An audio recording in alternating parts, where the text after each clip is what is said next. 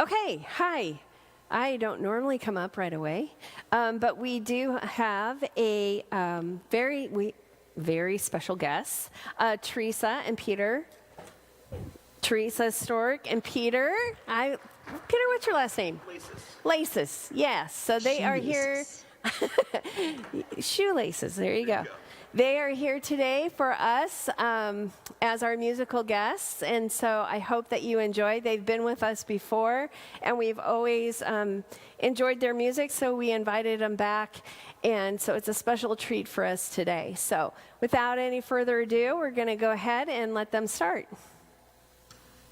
Thank you, Brenda. Actually, make sure I'm in tune.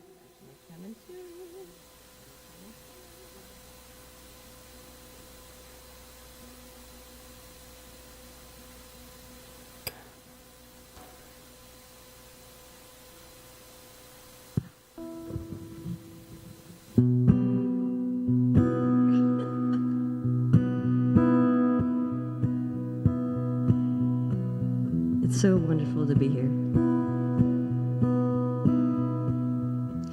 The Buddha sat for 7 years under a tree, watching the river wash him clean. John the Baptist told Jesus, wade into the stream so he could wash him clean. But I am here listening. Come sit down, this kitchen table is made of shaker wood. It is strong, has a spirit running through it. Give me details of your life, and I will pour the wine. Maybe we will find in vino veritas. Come clean, come clean, come clean, come clean with me. Times I feel alone, I peek through your window. If we threw them wider, we might ask, why are we hiding?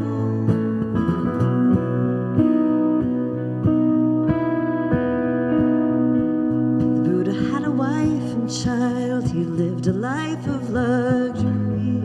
Jesus knew a woman, defended thugs and thieves. You have lived and loved your way. You've made your own mistakes, but who am I to judge?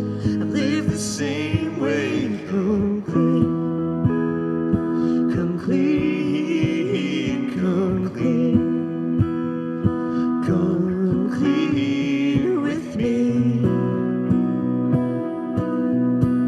Sometimes I feel alone, I peek through your window.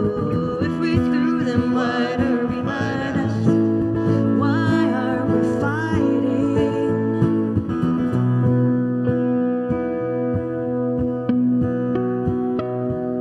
Well, if you trust me, you'll find trust.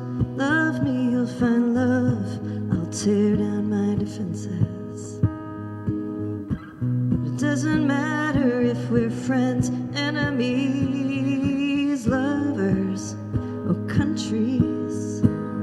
Come clean, come clean, come clean, come clean, come clean, come clean with me.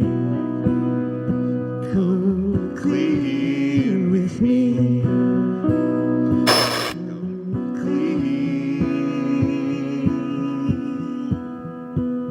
With me.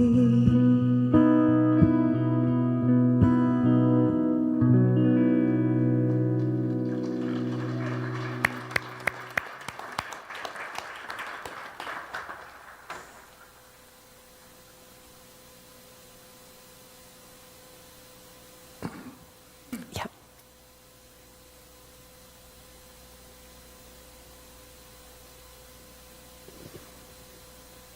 Good morning, Unity. Oh, My name is Rebecca Cervantes, and I am a member of the board. And thank you, everyone, for being here on this beautiful Sunday. It's wonderful to look out and see everybody's faces. I'll go ahead and start with the announcements. So happy birthday to anyone that is an April baby.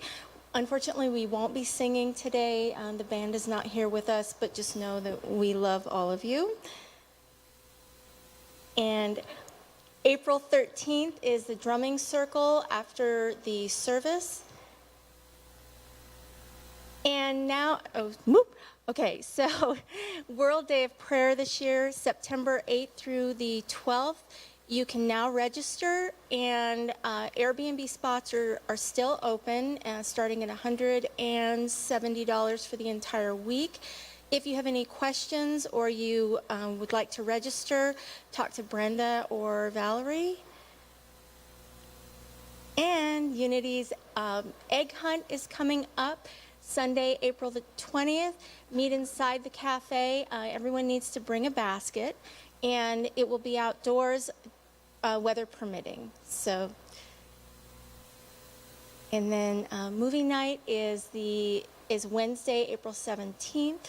The doors open at 6, the movie's at 6:15, and there will be concessions for purchase. And that's it. Thank you. Okay, so now is the time that we get into a time of meditation and prayer. So for all of you at home, thank you for being with us today. We're glad that you're connected with us even virtually. And make yourself at home. And everybody here in the space, go ahead and you can lower your gaze or close your eyes, whatever feels comfortable to you, and just relax. And so as we go into this time, let us just relax our shoulders, relax our hands, our feet. Feel our feet connected to Mother Earth. Feel the chair underneath us.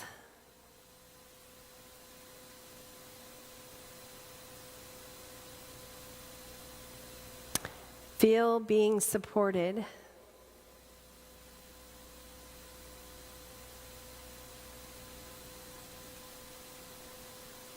And as we get into that feeling in that space of being supported,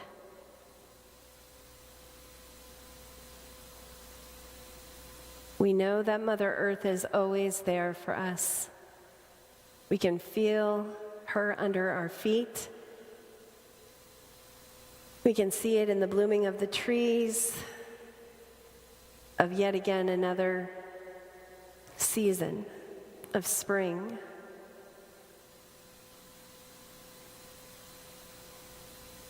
Another time of rebirth. Another time of being new. And as today is a new day, and this is a new season, let us step fully into this season.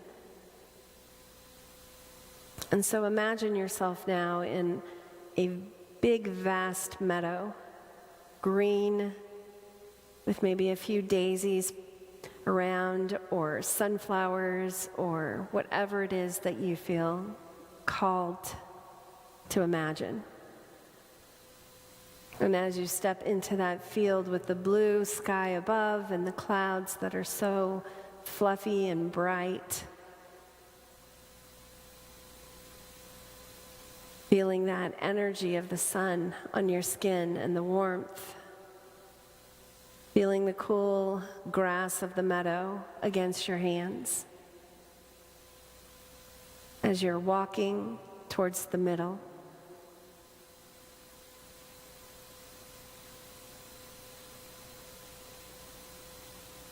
And as we continue to walk towards the middle, we are in awe and wonder of such beauty, of such raw beauty, remembering that we are a part of this, We are one drop in the ocean, and the ocean is within us. And so as we reach the middle of the meadow, we lay down like we used to when we were children. I'm laying down in the cool grass, looking up at the clouds.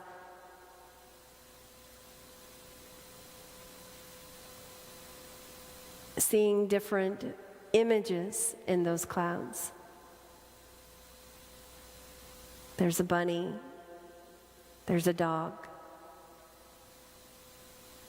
There's a flower. There's a face.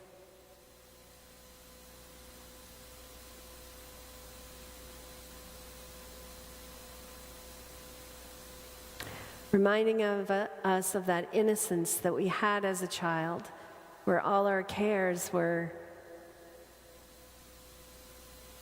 what we had for supper. Well, all our cares were, do I get this toy? We really didn't have any worries.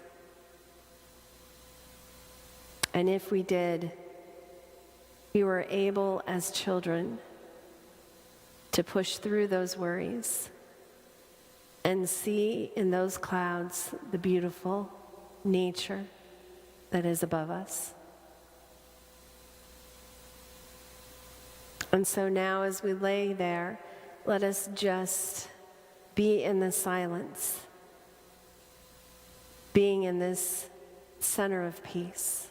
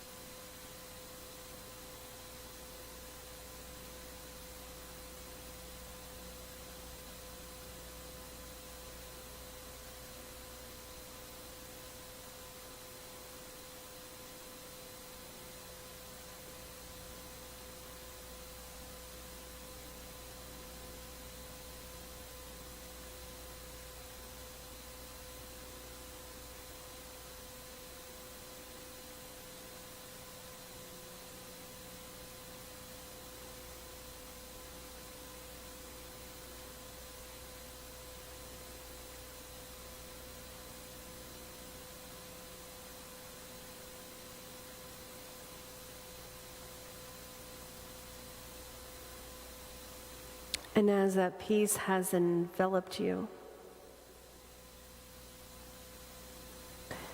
say these words silently to yourself. I am loved.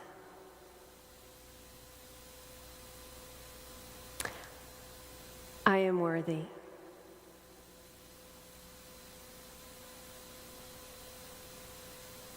I am accepted.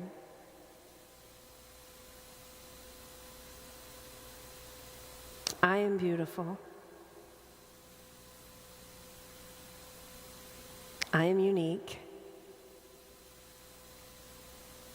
I am whole. I am peace. I am healthy.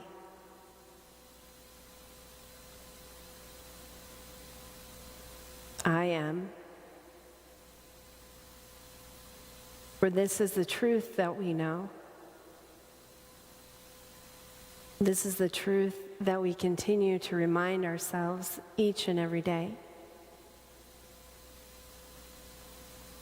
And so as you take one more last look of that beautiful sky with the clouds,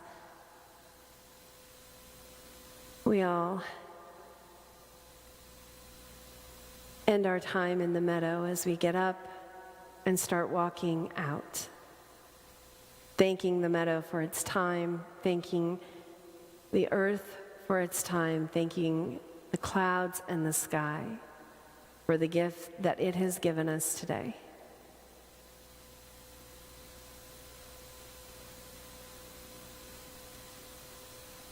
We are so grateful for all of this, for the peace that we have just had, for the oneness that we know, and for yet another day, and another day. And so let us come out of this time very slowly, wiggling your fingers and your toes, feeling Mother Earth again underneath you in your chairs, and slowly opening your eyes and seeing each and every beautiful person in this space. And so it is. Amen.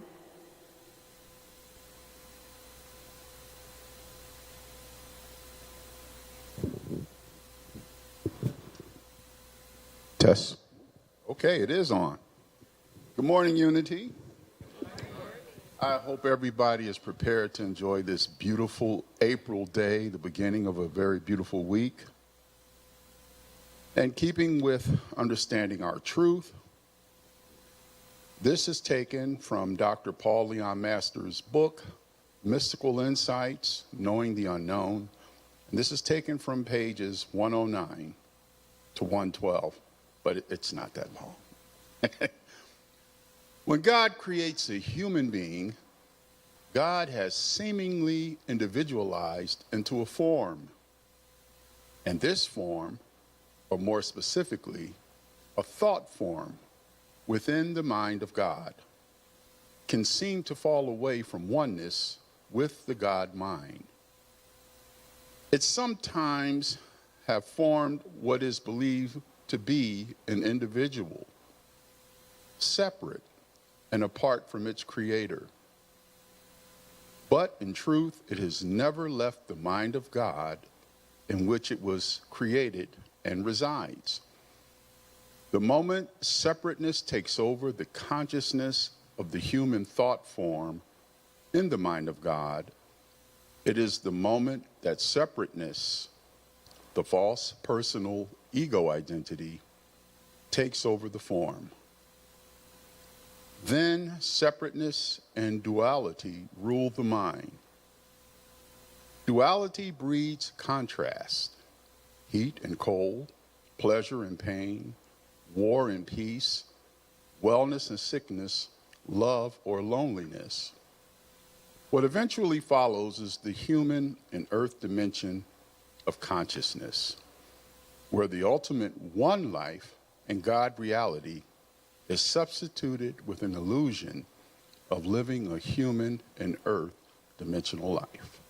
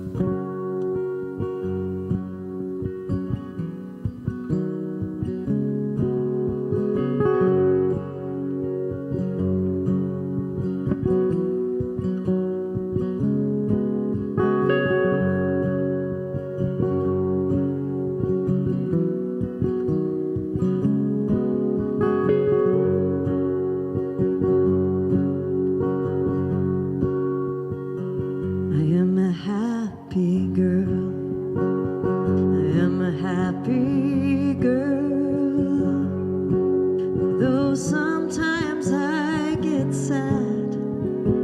I am a happy girl.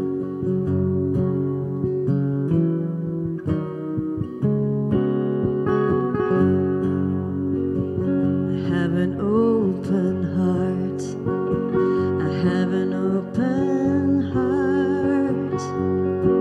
And though sometimes I feel bad, I have an open heart.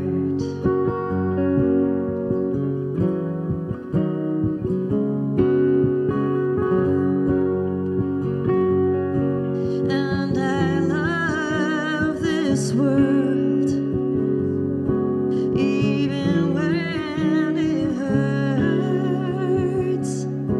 I am a happy girl. I am a happy girl.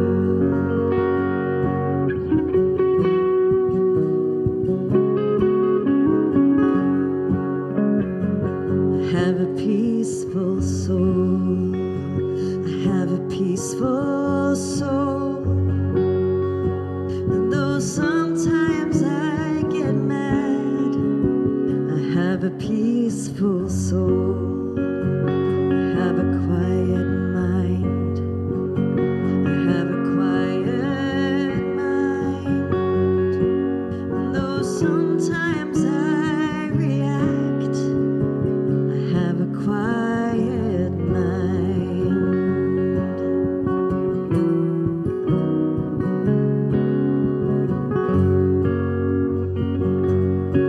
And I love this world, even when it hurts.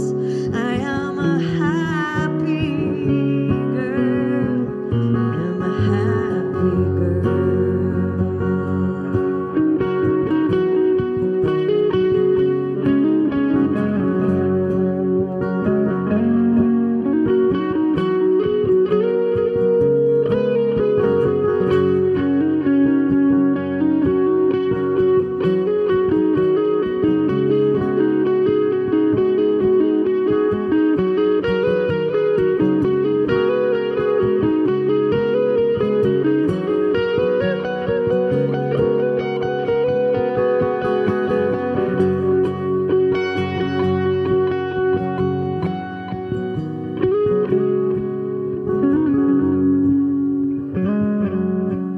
And I love this world,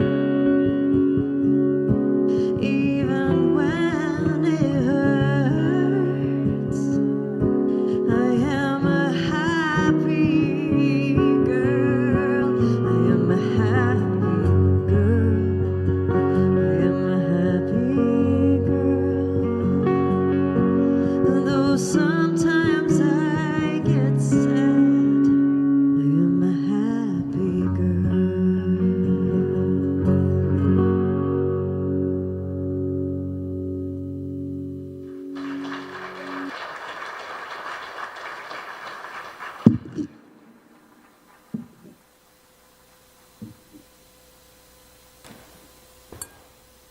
That was beautiful. Thank you.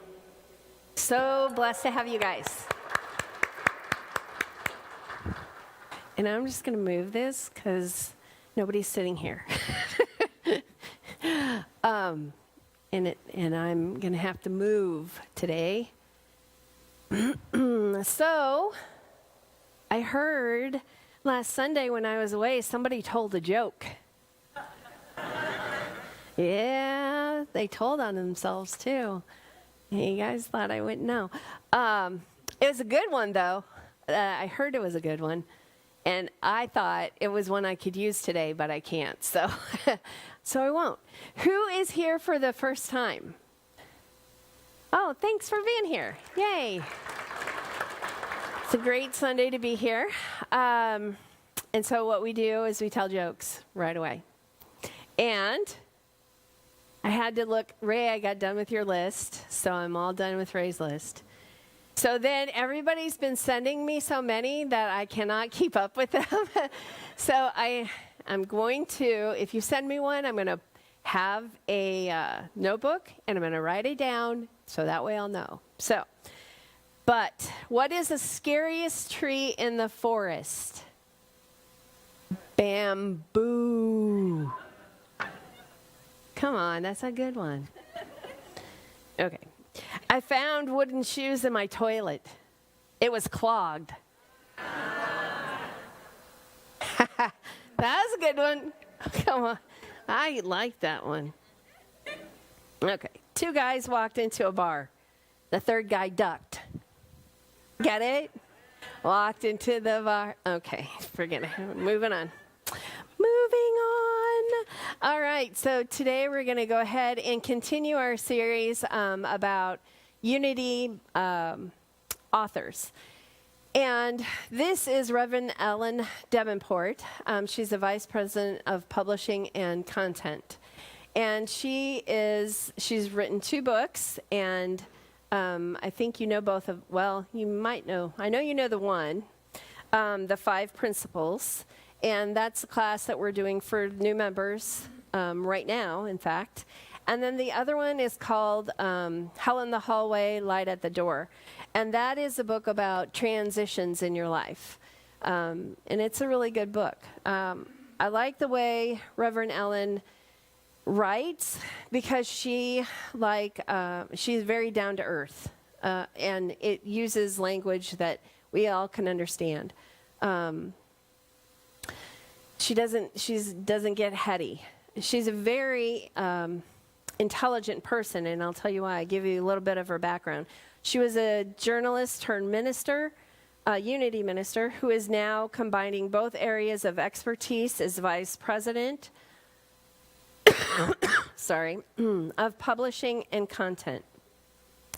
She is the author of 2 books, The 5 Principles, like we said, and Hell in the Hallway, Light in the Door, about spiritual path through change and transition. She served as senior minister at Unity Churches in Dallas and Wimberley, Texas. And her previous career, she was a reporter for United Press International and became political editor for the Tampa Bay Times in Florida. Then she was assigned to the Times Bureau in Washington, D.C. Her bachelor's degree is in journalism and from Baylor University. So she did a lot more in journalism with her degree than I did. But so she's a very accomplished author and has been around many different genres, obviously. And I think that's why she's so able to bring everything down to everyday level, which is very relatable and wonderful when you're trying to get your head around what 5 principles in Unity are. So I'm going to let her talk a little bit about the 5 principles.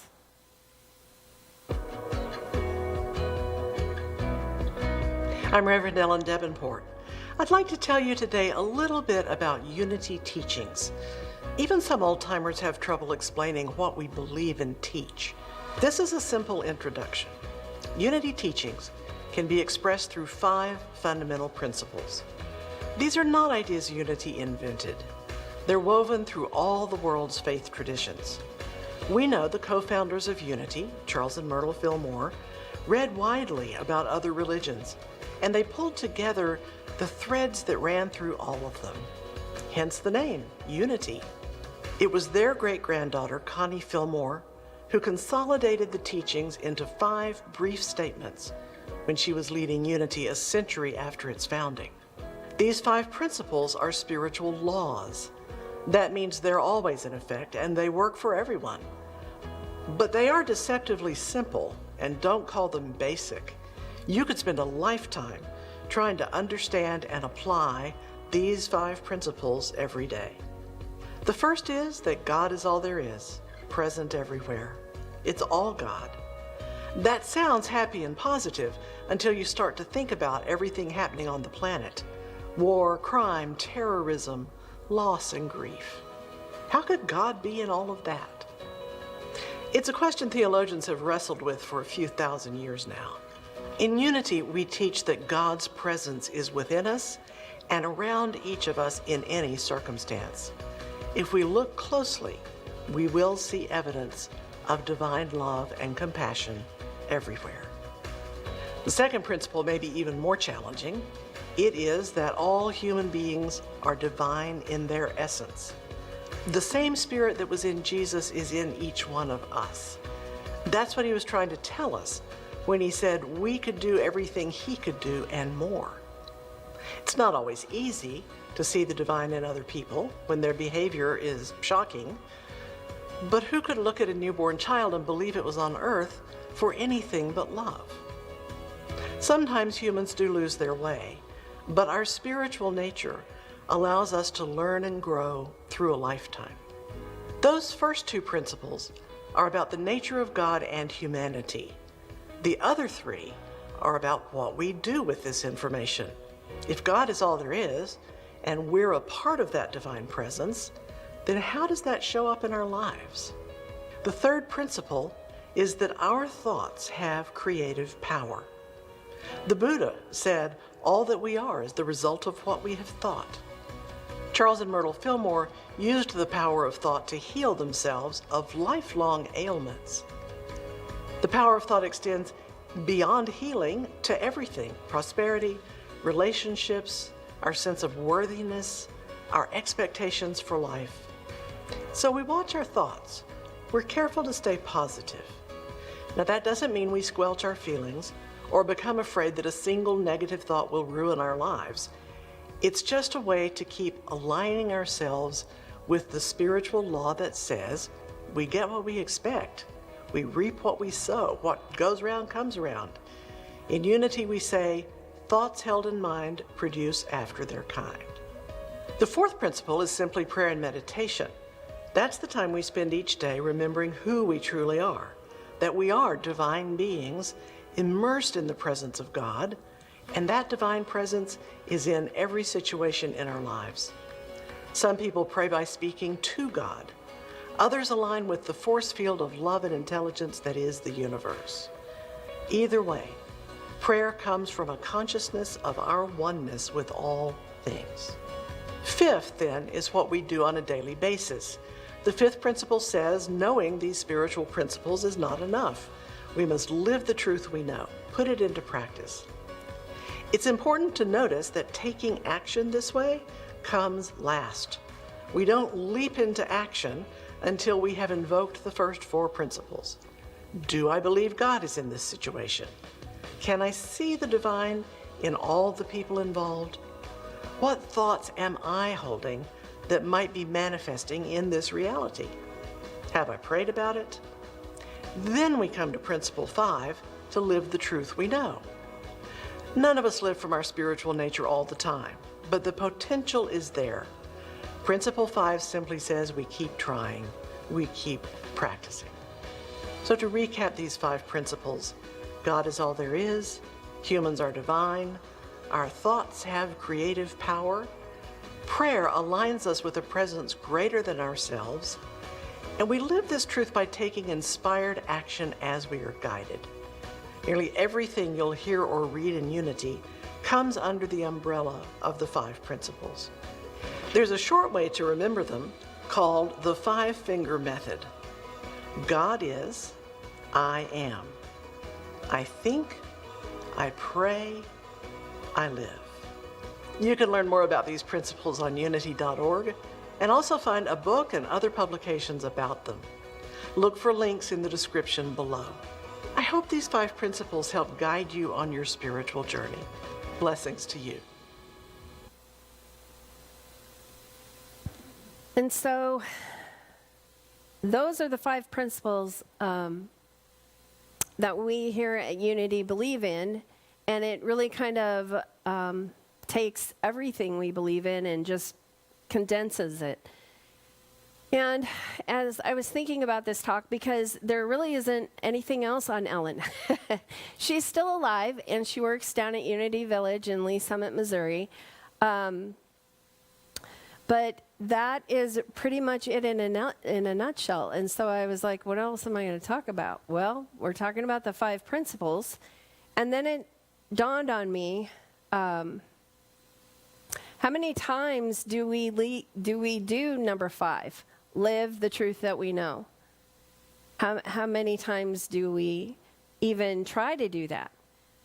I know that it seems like a high task, or first of all, how am I supposed to remember them?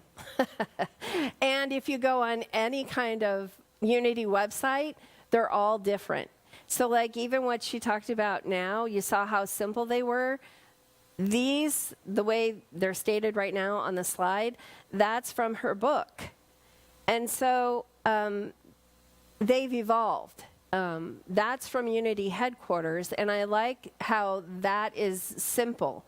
You know, God is, I am, I think, I pray, and I live. Yeah. That's really easy, and that's easy to remember, especially when you're in a crisis situation, rather than God is everywhere, absolute. You know? And there was more. I mean, it was that you can see over time the evolution that Unity itself has made from having a lot of words to something that is simple and easy to understand, so that way you can really live it in any moment. Now, knowing that God is, that seems pretty simple, except for people who've had religious trauma. People who have stepped away from church in general. I don't even like to call this place a church because I think it's more spiritual. And some people would beg to differ about that, and that's okay. That's the other thing here. We all can have our opinions, and it's all right. But God is. So God could be anything for you. God could be, I don't care if God's a chair out there. God could be anything for you. Universe, spirit, it does not matter. Whatever you call God, whatever you align with, that great. But know that that energy, that presence, whatever it is around you all the time.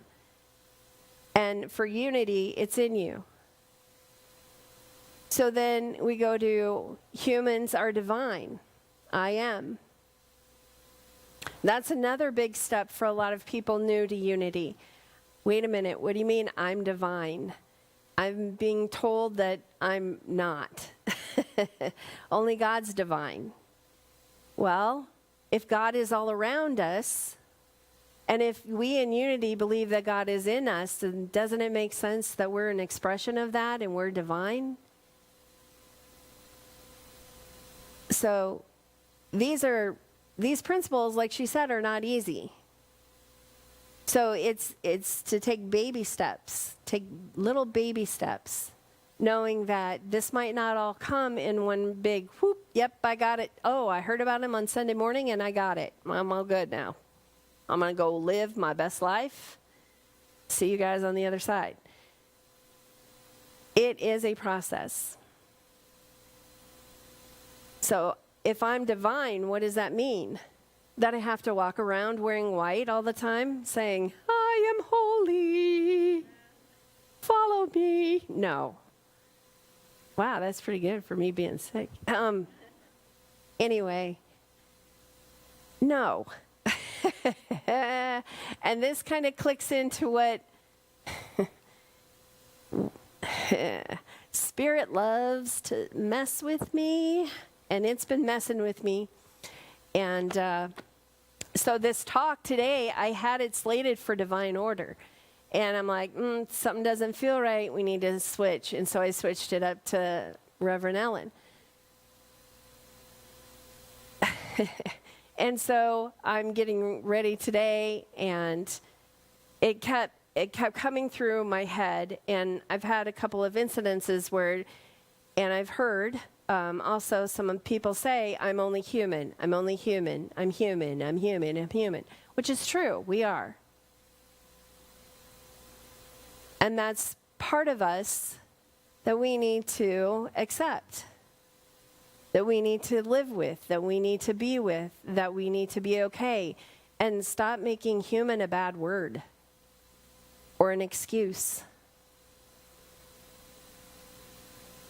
but learning, a tool that we can learn from, so that way we can get to our higher self, that higher spiritual self, so that we're driving the bus with our spiritual self, not our human self. So it kept going, I'm human, and I'm like, okay, but, we're talking about the 5 principles. I am divine. And then I open up, because I like to read from our Lent. It's still Lent. And in the garden, the booklet that Unity came from. And I open it up to today's page, and it says, Jesus accepted his human reality. And guess who it's by? Ellen Depenport. Like, look at that.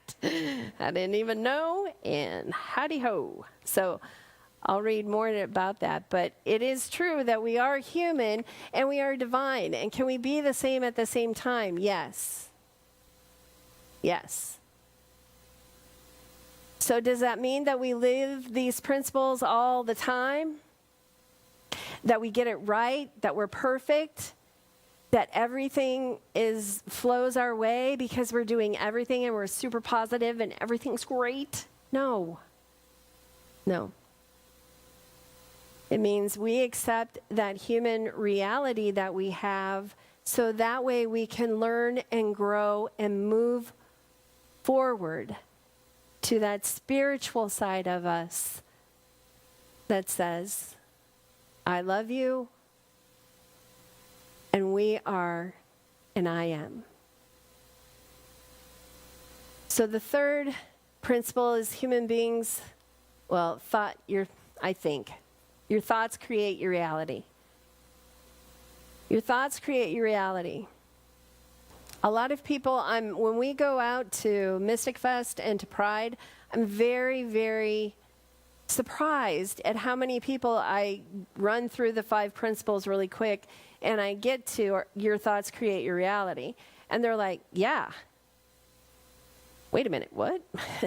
Because I assume that other people don't believe that. But through the years, new thought has found its way, has weaved its way into society without people knowing. This is also philosophy and psychology.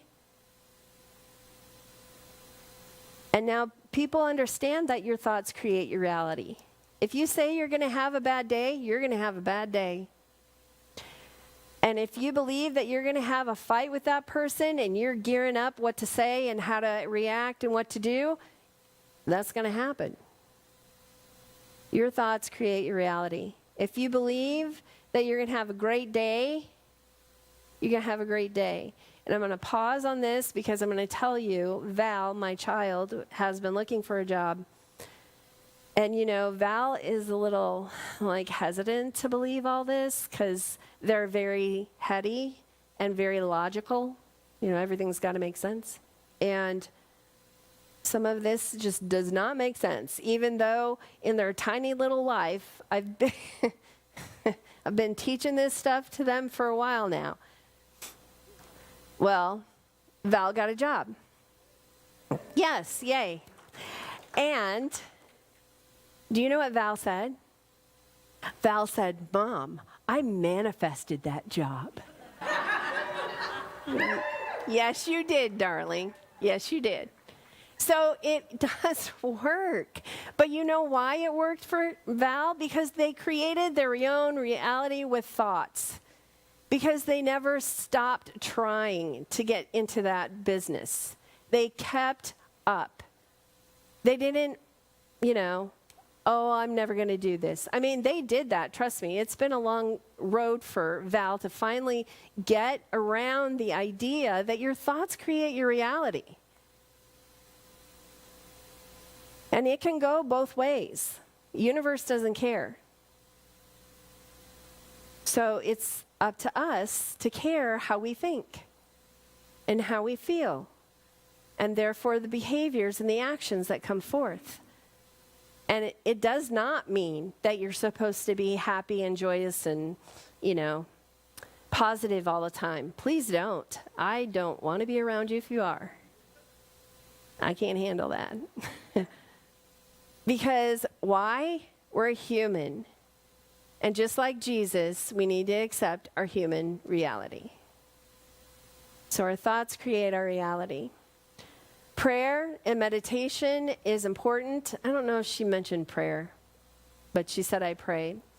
I mean meditation. But prayer and meditation are important. And why are they important? Prayer aligns you, and so does meditation, with that divinity inside you. It gets you still, it gets you quiet. And sometimes people say, I can't meditate, my mind's a mess. That's okay. Because that's, again, you accepting that human part of you and getting into alignment with the spiritual, the higher side, spirit, God, whatever, and saying, okay, yeah, I'm going to connect with you. I'm going to have a relationship with you. I'm going to build this. How do you build relationships with people?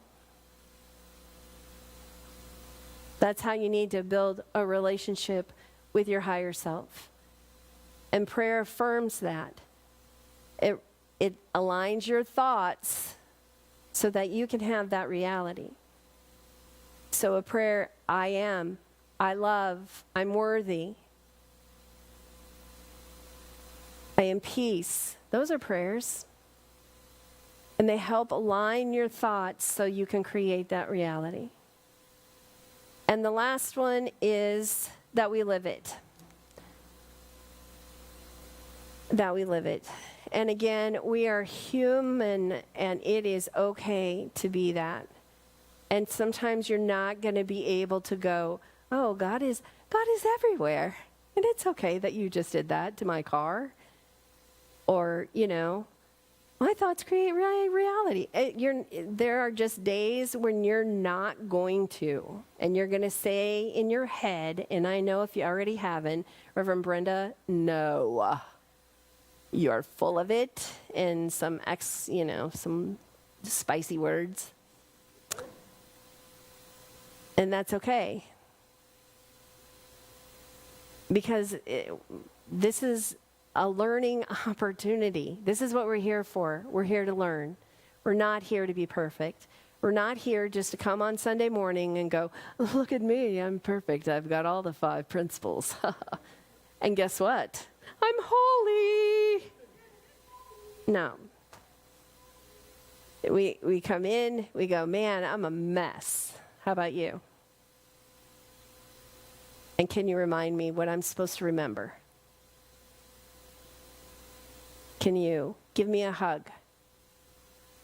Can you make me laugh? Can you tell me some of those stupid dad jokes? Because today is not the day for me. But I need community and I need love. And I know that I can come here to do it. So I'm going to read this. First, behind on that table that we always have the little booklets, there's this 5 principle booklet. Feel free, please, to take home and read it. It's yours.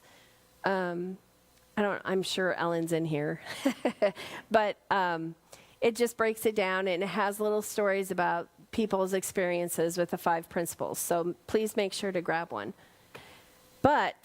So from this one in the garden, and the one that Ellen wrote about Jesus accepting his human reality, it says this.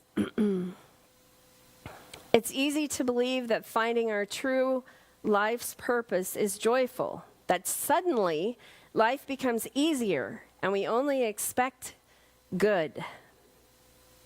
Jesus' story shows us that this is not always the case. Doing what you were born to do may feel blissful at times, but its soul lessons may include some unpleasantness, bad things. One of the many things we learn from the final hours of Jesus' life is that our most excruciating experiences may be the pinnacle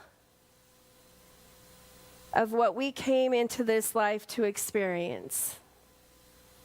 to learn, or to teach. When we look past Jesus' pain, we see the brilliant life-changing legacy he left in the world.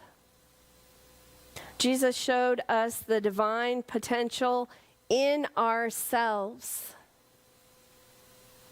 We cannot move forward knowing that the same acceptance and courage he had, also, we can move forward. Wow, look at me. We can move forward knowing that the same acceptance and courage he had also lives in us, no matter what we were called to go through. He also lives in us, no matter what we are called to go through. Acceptance and courage. So, yeah, life's not fair. And we're human, and we're divine, and we have 5 lovely principles to help guide our way. So, let's go ahead and try and love each other along the way. Namaste. Thank you. If you have been supported by Unity of Omaha, especially if you are online, you can text your amount at 402-543-5339 or go to unityomaha.org and click on that donate button, or you can always send a check in the mail. And for those of you in the sanctuary today, if and when you put your love offering in here, please make sure, and even if you don't have a love offering, please make sure to come up and get a affirmation, because this is the universe's message to you. God is my unfailing source. Yes. So let's all say together the affirmation for abundance. I am deserving of all the abundance that comes my way.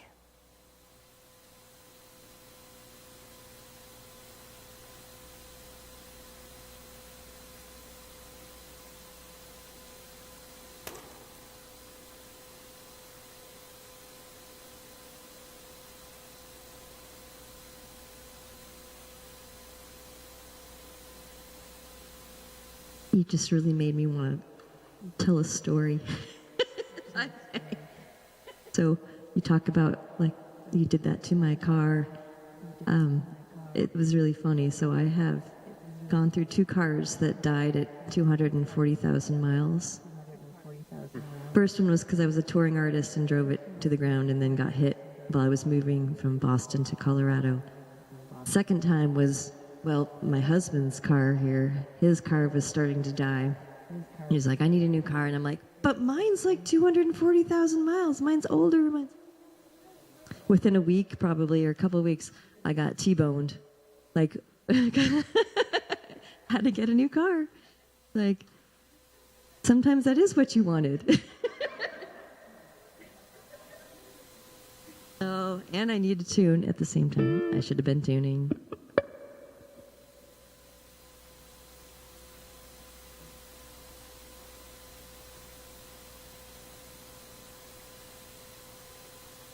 It's true. My car was newer. Yes. And I'm curious, Brenda. But it was a Volkswagen, so it's a money pit. I'm just saying. Ha. You were going to say? I'm now on the board of my Unity Church in Longmont, Colorado, and I'm curious if I can steal your talk. Or at least the concept, not word for word. Anyway, we'll talk. Do you have signal? I don't hear you. There you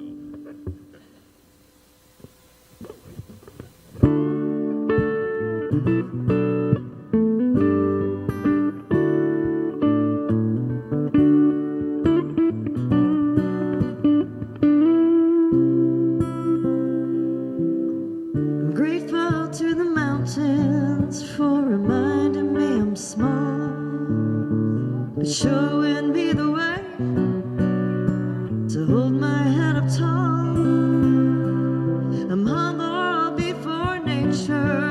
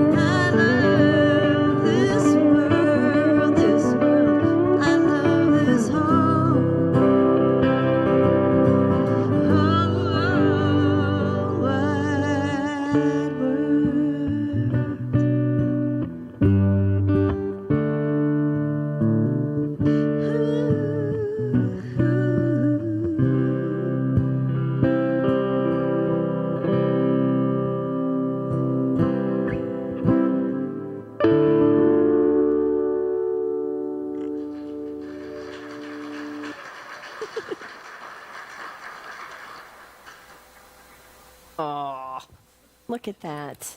Okay, never mind. Thank you. Yes, thank you again. That was awesome. As I fall apart. All right, put this in there. Okay, so let's go ahead and bless the ties and talent and time that we've had here today, knowing that this energy of love, peace, and harmony comes into us and then out through the world to Unity Worldwide Headquarters, Unity Worldwide Ministries, Silent Unity, and also the Omaha community, knowing that peace, love, and harmony is who we are, and it is who we will always be. And so this is an amen.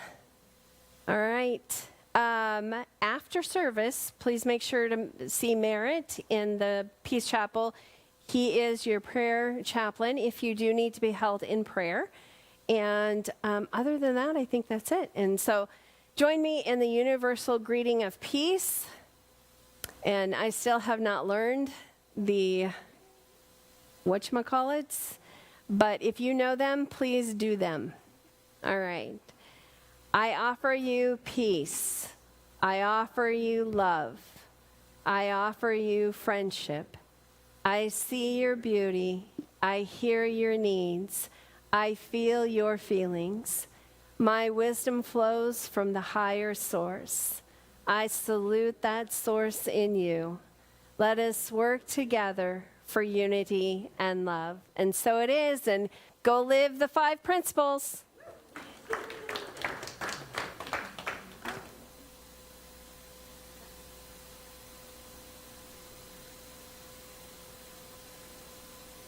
I did love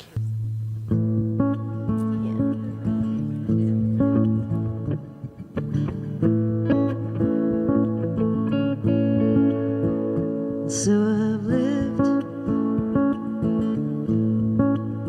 with my dial up to 9, my gauge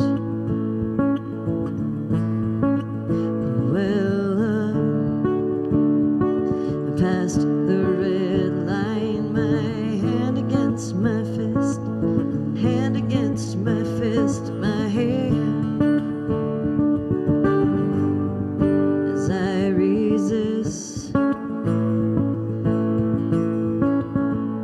So I've learned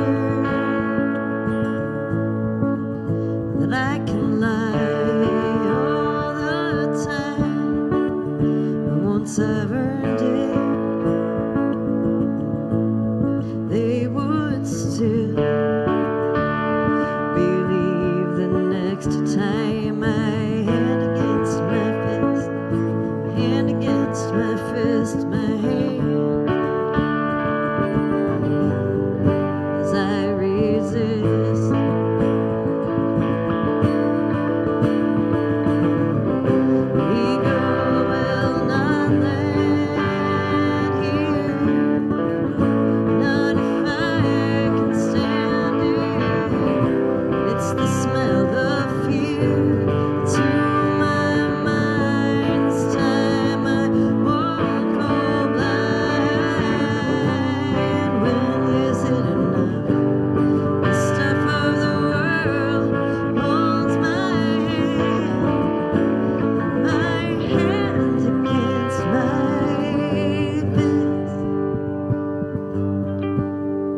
So I scale the wall made by me for one last look at that ocean view I've seen in my life, but never in my dreams. My dreams appear like water on a desert sand, never noticing the gift was right there in my hand against my fist, my hand against my fist, my hand against my fist, my hand against my fist, my hand against my fist, my hand against my fist, my hand against my fist, my hand against